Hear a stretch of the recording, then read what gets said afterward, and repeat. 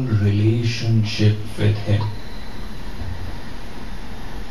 This decision is very important. We lay emphasis to bodily relationships.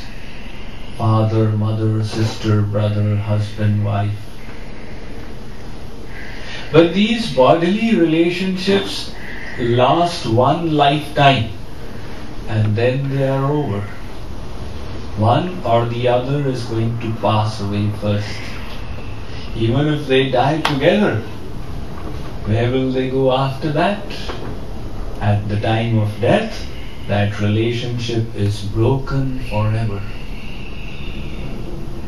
That is why the Vedas tell us, Katinam Suta Nalalita Kativa Neha Vadhur Bhunjihi Kvanute Kvanutascha Vavayam Bhavasangah Khalupantha Sangamah. They say, O soul, how many relationships have you established in the past? In endless lifetimes. How many fathers did you have? How many mothers, sisters, brothers, husbands, wives, children, daughters, sons? Endless. In each lifetime you had them. Even in the animal species we had a father and a mother. When we went into the species of a donkey, the donkey was the father and the female donkey was the mother. And in these animal species we were having 4, 6 children at the same time. So we have had all these relatives. Do you remember where they are at present? The Vedas ask. Do you remember who was your father in your last life? No, Swamiji, I don't know where he's gone. Similarly, those whom you consider as your own in this life, they are going to be separated from you one day. And once they are separated, you will not meet them again. So all these relationships are temporary, and God is our eternal relative. How eternal? He is seated in our heart. Wherever we go, He goes along with us. So to decide that He is my eternal Father, eternal Mother, eternal Beloved, eternal Friend, eternal Master, this decision will make us jump forward in this process of devotion. So further, He is mine. In fact, He was mine even when we did not know it. Today we have come to know, we have realized it. In the past we did not know.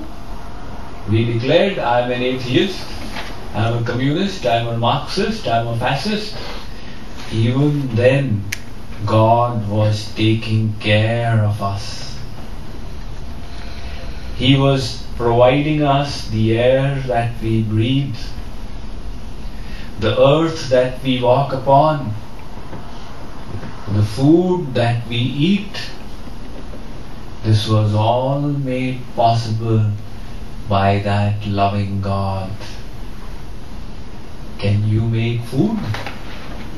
Yes, Swamiji, I have my ranch and I can grow rice and fruits there. You can never make fruits without the power of God. That mud gets converted into fruits and vegetables. Supposing I were to give you mud and say, are you a scientist? Yes, I'm a Nobel Prize winner. Mr. Nobel Prize winner, can you convert this mud into an apple? No. Into an orange? No. Into anything? No, I cannot. So that is the power of God, that He makes this mud edible for us. And once we have digested the nutrients, it goes back, merges into the mud. So God was taking care of us in so many ways when we were oblivious of our connection with Him. Today, we have realized and understood that we have this relationship with Him. Now, in this relationship, let's delve a little more. There can be two sentiments. The first sentiment is, Sri Krishna is mine. The second sentiment is, I am Sri Krishna's. But God is mine, I am God's. Is there any difference in these two statements? Sri Krishna is mine. I am Sri Krishna's. Is there any difference there?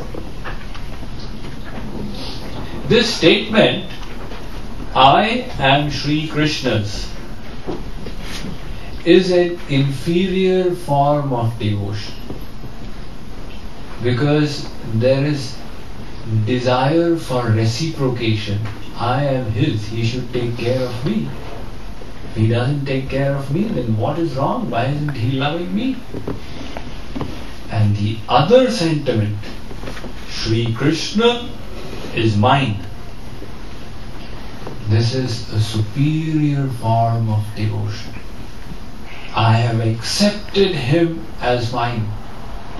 Whether He loves me or He does not, whether He behaves properly or He does not, is immaterial. That is called causeless love. That is the decoration we would like to have on our devotion. He is mine. Such devotion will never reduce. This love sentiment exists in the world as well. In the world also, people love each other and they boldly declare. Even India has imported Valentine's Day from America now. Everybody has started celebrating Valentine's Day and declaring boldly, I love you, I love you. So the sentiment of love exists in the world as well. What is the difference between this worldly love and divine love? The difference is the worldly love is not selfless. The goal is fulfillment of self-interest. That is why it hinges upon the behavior of the other person. If the other person, the object of the love, starts behaving negatively, then all love evaporates. Biggest kinds of love can be destroyed in a fraction of a moment. One wife loves her husband very much. She thinks she does. It's not difficult for the husband to destroy that love. All he has to do is he has to hug some other woman in his wife's presence. The temperature will immediately drop. The worldly love gets destroyed so easily. Why? Because it is selfish. Each person is loving the other for their own happiness, for their own self-interest.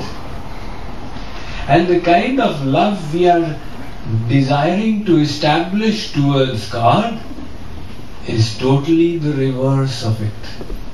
That is pure love.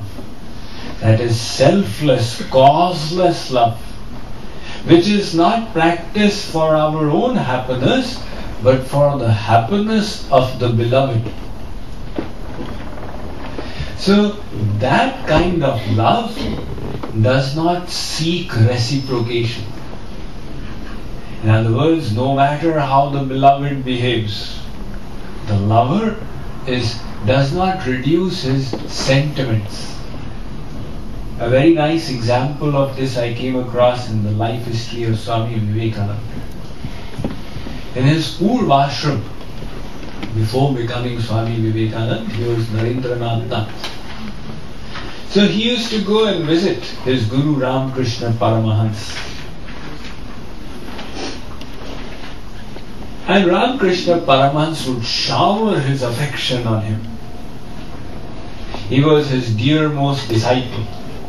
And whenever Swami Vivekananda would come, Ramakrishna Paramahans would pay special attention to him, get wonderful things to feed him, keep speaking to him, answering his questions. But then the biography says that in 1 month in between, Ramakrishna Paramahans tested his disciple. For 1 full month, he completely ignored him. Swami Vivekananda would come in the morning and sit till evening. Ramakrishna Paramahans would not even look at him, he would look at everybody else. He would not even speak to him. He would deliberately ignore him. This continued for 1 full month. Now imagine how disconcerting it would have been if any of us were in that situation. Oh, he doesn't care for me. Oh, he doesn't love me. Swami Vivekananda continued to come for a full month. At the end of it, Ramakrishna Paramahans asked, "My son, I behaved so badly with you, and yet you keep coming. Why do you do so?" Swami Vivekananda said, "Guruji, I like your personality. I appreciate your qualities. How does it matter how you behave with me? That is immaterial." Ramakrishna Paramahans was delighted with the answer. He patted him on the back. He said, "You have a clean heart. Vishuddha Antahkaran. This is the consequence of that." So that selfless love is such that it is characterized only by giving and giving, and no desire for taking or for reciprocation. So such love is what we wish to develop, and that love can never be destroyed. If it is destroyed, it is not selfless. And if it is selfless, then no matter how God behaves with his devotee, the devotee will keep loving him. That is why a beautiful definition of love, I would like to say a litmus test of love, is given in this scriptural quotation. Sarvatha dhvansarahitam satyapi dhvansakarane yadbhava bandhanam yuno saprema parikirtitah. Sarvatha dhvansarahitam. You know this word dhvans? All the Hindi speakers know the meaning. Dhvans means to destroy. So sarvatha dhvansa rahitam satyapi dhvansa karane, where there is all reason for